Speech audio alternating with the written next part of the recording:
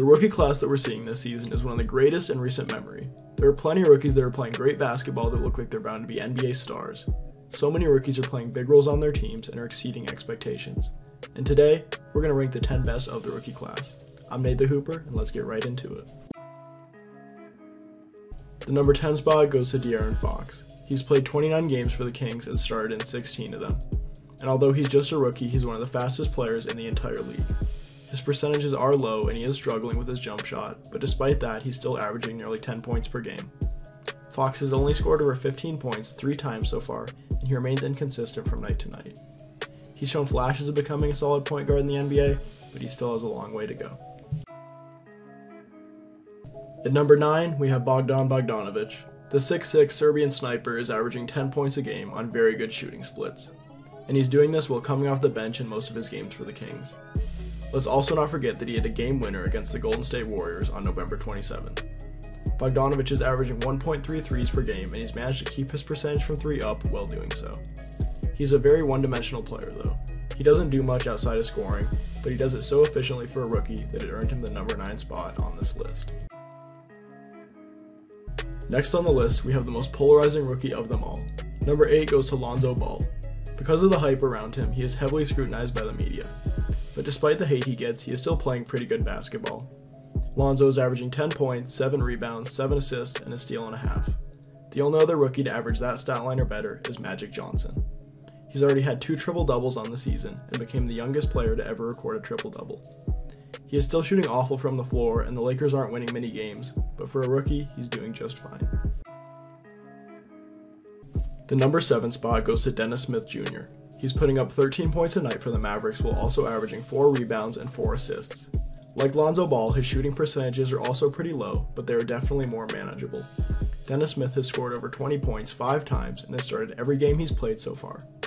And when the Mavs played the Pelicans on January 29th, Dennis Smith recorded his first career triple-double. His scoring ability and athletic explosiveness show the potential he has to be a very scary point guard in the NBA, one that can be reminiscent of Steve Francis or Baron Davis. Number 6 on this rookie countdown goes to the 6'10", 235 power forward from the Hawks, John Collins. He's only started 4 games, but is still producing some quietly good numbers.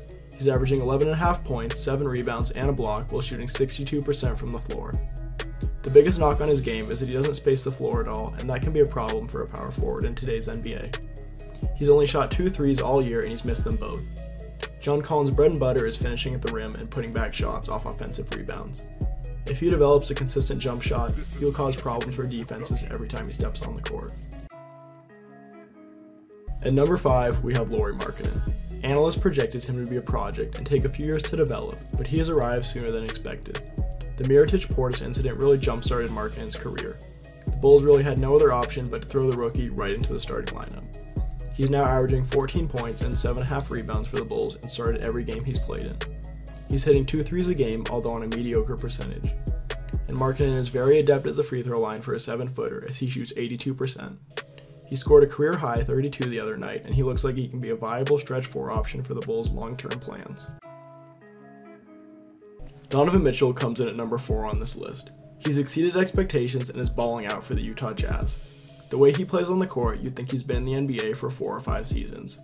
Donovan Mitchell is averaging 18 points a game for the Jazz on very respectable shooting percentages. He scored 20 or more in 15 games, and on December 1st, he dropped an eye-popping 41 points. His mix of shooting touch and athleticism is very hard for defenses to contain. For a shooting guard, he may be a little undersized at 6'3", but his 7'2" wingspan helps him make up for it. Donovan Mitchell has thrown down some of the craziest dunks of the season, and I'm sure the Nuggets regret trading him away on draft night. Number 3 goes to Kyle Kuzma. The 2017 draft's biggest hidden gem has been spectacular in his first season in LA. Although he's came off the bench in about half of his games with the Lakers, he's still getting his numbers.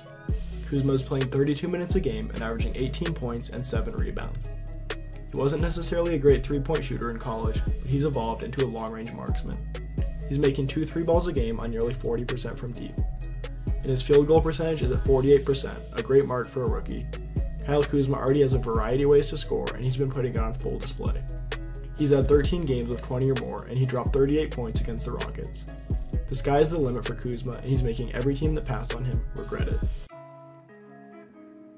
At number 2 is Jason Tatum. He's the only rookie on this list on a team that's a serious contender. The Gordon Hayward injury on opening night forced Tatum into a starting role for the Celtics, and he's been thriving in it.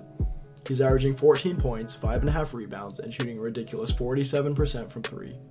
His maturity for a rookie is astonishing, and his shooting splits are very evident of that. Jason Tatum may only be 19 years old, but you wouldn't be able to tell by just watching how he plays.